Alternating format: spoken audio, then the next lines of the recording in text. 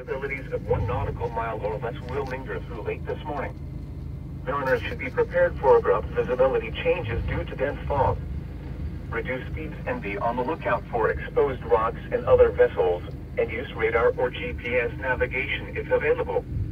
Mariners in harbor, especially those without radar, should consider remaining in harbor as dense fog can obscure exposed rocks and other vessels, including large ships in the shipping lanes. A cold and unstable air mass will bring the potential for thunderstorms to the coastal waters this weekend. Any thunderstorm that forms will be capable of producing locally gusty winds and rough seas, dangerous lightning, and heavy rainfall with reduced visibility. These are the 3 p.m. Pacific. Okay, folks, so there you have it. We've got a cold front coming through this weekend. Today's Friday, it's afternoon, it's about almost 4 o'clock.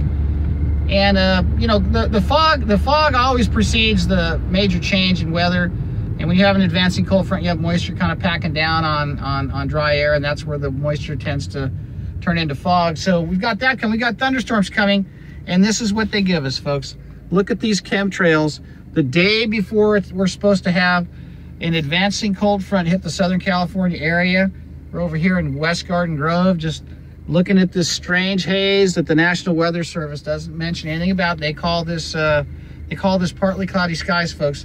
Let me tell you something. These are not partly cloudy skies, and this is not what the sky is supposed to look like. But you heard the National Weather Service admitting that we've got a chance for rain this weekend, and that's why the little ferries that fly these planes that spray all this crap up there have decided to unload on us, because they don't want the thunderstorms to happen here, folks.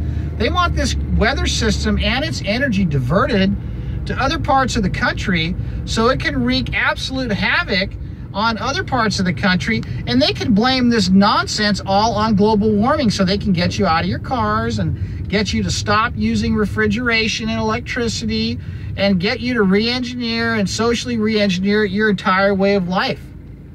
That's what's going on, ladies and gentlemen, and that's what's behind this geoengineering agenda, aside from getting metallic nanoparticles into our bodies, into our bloodstream, and then have that react with the wireless and cellular infrastructure arrays that are all around us.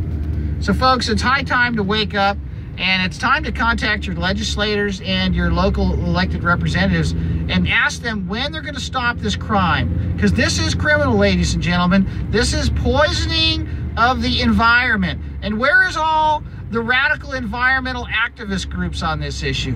Where are all the Green Party people? I know in my hometown, they're all a bunch of frickin' phonies. They won't touch this with a 10-foot pole, but they'll bark and scream if somebody wants to put up a 4-story building.